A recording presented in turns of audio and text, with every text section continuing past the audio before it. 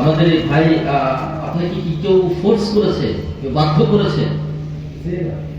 আপনি ইসলামে প্রবেশ করতে যাচ্ছেন, আপনার ইসলামের কোন বিষয়টাকে ভালো লেগেছে?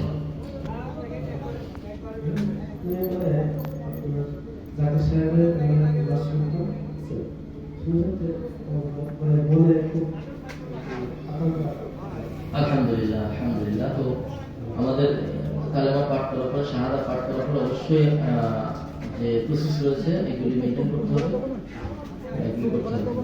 তাহলে আপনি স্বেচ্ছায়? আলহামদুলিল্লাহ।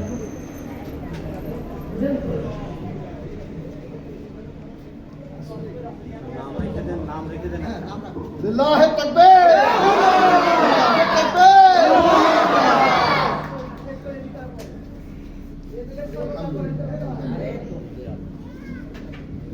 আমার সাথে আপনি পড়বেন, ঠিক আছে? আশহাদু। সবাই একসাথে পড়েন, নিজের প্রত্যেকের ঈমান নবায়ন করেন, ঠিক আছে? আশহাদু আল্লাহ ইলাহা ইল্লাল্লাহ ওয়া আশহাদু আন্না মুহাম্মাদান আবদুহু ওয়া রাসূলুহু।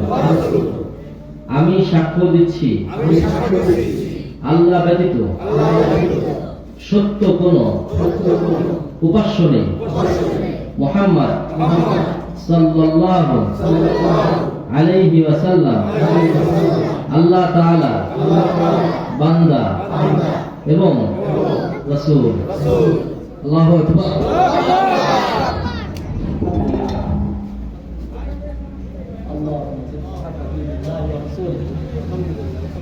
এখন আপনার কিছু কাজ আছে, আমি যেটা বলবো, ইসলামে প্রবেশ করার পর প্রথম কাজ হলো সালাত আদায় করতেই হবে। নামাজ ছাড়া ইসলাম থাকে না। আমাদের সমাজের মুসলমানদের ঈমান হলো লুয়াতে বানানো, কিতে বানানো? ও বেকায় কিন্তু ভাঙে না। কিন্তু সাহাবাদের আমলে তাদের ঈমান হলো লুয়াতে বানানো ছিল না। এজন্য যাদের নামাজ ছুটে যেত, রাসূল বলতেন তারা কাফের। আল আহদুল্লাযী বাইনানা ওয়া বাইনাল কাফিরি আস-সালাহ। আমাদের ভিতরে এবং কাফেরদের ভিতরে মূল পার্থক্য কি? নামাজ। তাহলে 5 ওয়াক্ত সালাত আদায় করতে হবে। আপনি যদি প্রাথমিক অবস্থায়, তো আমরা কি ওই কিছু জানি না, জানি আস্তে আস্তে আমাদের ইমান রয়েছেন, আলহামদুলিল্লাহ। আমাদের দিন এই ভাইরা রয়েছেন, এখানে অনেক ভাইরা রয়েছেন যারা অনেক মাশাআল্লাহ অনেক বেশি ফ্রেন্ডলি। তাদের কাছ থেকে সূরা ফাতিহা শিখে নেবেন, সহজ জায়গা লাগে। তারপরে আপনি জামাতে নামাজ পড়ার চেষ্টা করবেন যেন আপনার নিজের থেকে তাকবীর দিয়ে সুবহানাল্লাহ, আলহামদুলিল্লাহ, আল্লাহু আকবার দিয়ে প্রাথমিক অবস্থায় চালাতে পারবেন। কিন্তু এটা কিন্তু স্থায়ী না।